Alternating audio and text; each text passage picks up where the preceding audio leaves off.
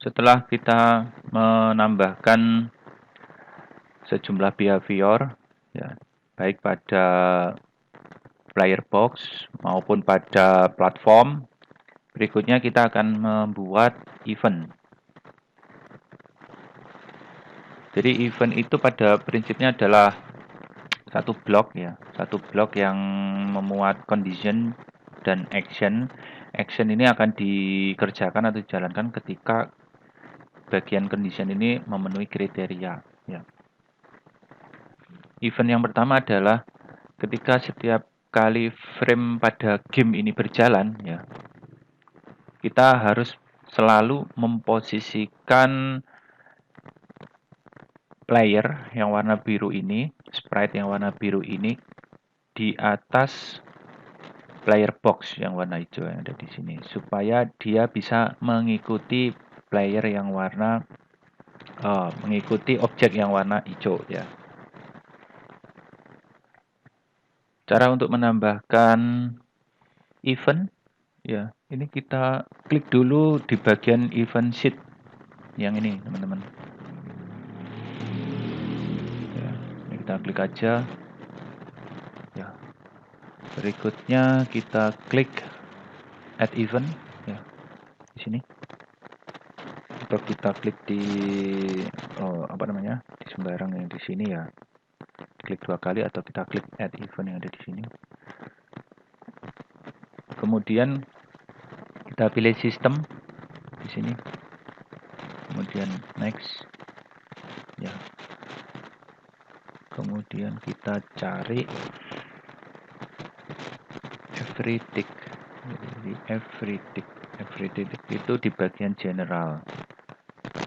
Ya, yang ada di sini. Ya. Jadi setiap kali sistem ya, frame pada game kita itu nanti berjalan, ya, maka actionnya adalah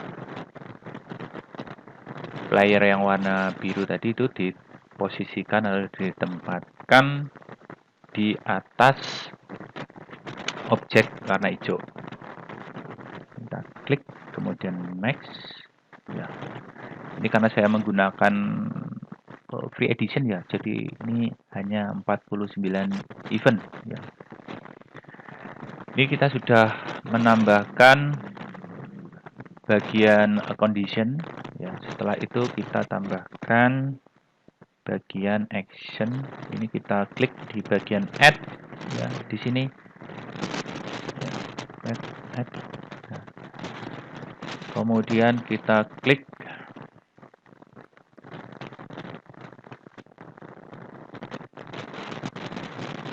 add action ya, add action di sini, atau kita klik yang ini ya.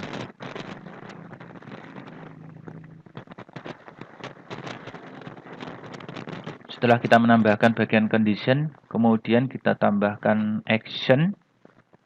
Action ini nanti akan berjalan ketika conditionnya ini memenuhi kriteria. Karena conditionnya di sini adalah setiap kali frame aktif, ya, maka nanti action yang ada di sini akan berjalan ketika frame tersebut aktif. Ini kita klik add action di sini. Terus kita pilih player. Kemudian next. Nah, kita cari position ya. Itu di bagian size and position ya, kita set positionnya. Kita pilih yang ini ya, set position untuk another object ya. Kalau yang ini position pada koordinat X dan Y, kalau ini kita posisikan objek relatif ke objek lain ya. Kita pilih yang ini aja, set position to another object, kemudian next. Kemudian bagian objek ini kita pilih. Nah, ini player box-nya kita pilih. Kita oke aja. Nah, kalau sudah di oke dulu, di done ya. Oke, sudah selesai. Berikutnya, coba kita lihat kira-kira seperti apa ya. Begitu kita preview. Kita klik preview. Pastikan masih terhubung ke internet ya untuk mempreview ini.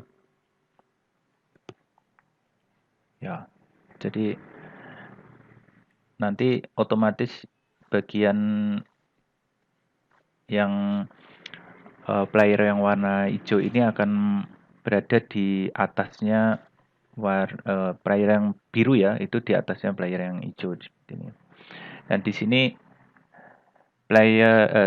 objek yang warna hijau ini harus invisible-nya harus kita hilangkan supaya dia tidak tampil ya. Ini saya close. Saya kembali lagi ke menu layout di sini. Di sini saya pilih bagian player, terus player box-nya ini saya pilih. Ini kuncinya jangan lupa dibuka ya. Ini. Kemudian ini kita set initially visible-nya ini kita hilangkan. Ya, seperti ini. Jadi ketika ini katakanlah posisinya ada di sini ya. Nanti ketika saya jalankan, maka yang player yang warna hijau itu tepat di atasnya player yang warna biru ya. Player yang warna biru tepat di atasnya objek warna hijau. Seperti ini. Berikutnya kita pastikan juga yang objek warna hijau ini originnya sudah berada di bagian bawah ya. Jadi ini kita klik aja 2 kali. Objeknya di sini. Kemudian ini kita pastiin di bagian origin ini supaya selaras dengan player yang warna biru. Di sini originnya kita set ke bottom ya seperti ini. Kemudian kita close. Kemudian kalau kita jalankan ya seperti yang ditampak pada layar ya. Jadi ini ada animasi jatuh ke bawah seperti ini karena kita memposisikan objek hijau ini di atasnya yang ada di sini ya. Jadi kalau kita posisikan di sini maka tidak ada animasi turun yang jatuh ke bawah seperti ini ya. Jika kita preview ya seperti ini. Atau seperti ini ya. Supaya bagus seperti ini aja ya. Jadi kelihatan ada turun ke bawah tapi sedikit ya. Silakan. Sini begitu kita preview, jadi ada sedikit turunnya seperti ini. Nah, ini sudah bisa kita gerak-gerakkan ya, teman-teman. Ini sudah bisa kita gerak-gerakkan menggunakan keyboard seperti ini. Ya. Ya, seperti ini. Sudah bisa kita gerak-gerakkan kanan, kiri, atas. Kemudian kalau kita lihat di layar, ketika playernya ini kita gerakkan ke kiri, ya. Misalkan posisinya ada di sini, kita gerakkan ke kiri menggunakan tombol panah keyboard ke kiri, ya. Seperti ini. Di sini player yang warna biru ini seolah-olah hanya melihat di bagian kanan ya, sebelah kanan ya. Harusnya supaya natural, dia harusnya ketika bergerak dari kanan ke kiri seperti ini harusnya melihat di sebelah kiri ya. Berikutnya kita akan menambahkan sebuah objek terlebih dahulu ya. Sebuah objek terlebih dahulu yaitu objek keyboard. Ini kita close saja. Oke. Oke, kita tambahkan satu objek. Ini kita klik 2 kali. Kita cari objek keyboard ya di sini. Untuk menangkap inputan berupa tanda panah kiri atau tanda panah kanan atau tombol apapun pada keyboard ya. Jadi objek keyboard ini digunakan untuk menangkap apa yang kita ketikkan pada keyboard ya. Kemudian ini klik insert di sini. Ini sudah nambah ya di sini. Yang berikutnya adalah kita akan kembali ke event sheet. Di event sheet ini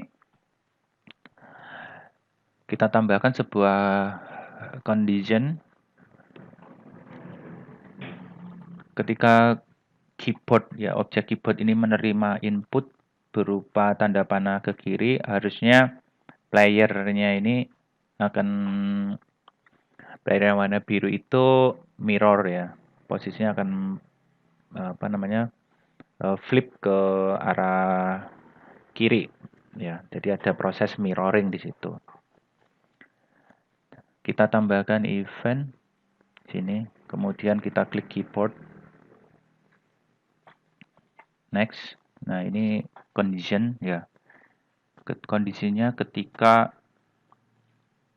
keyboard itu on key press ya. Kita pilih aja on key press.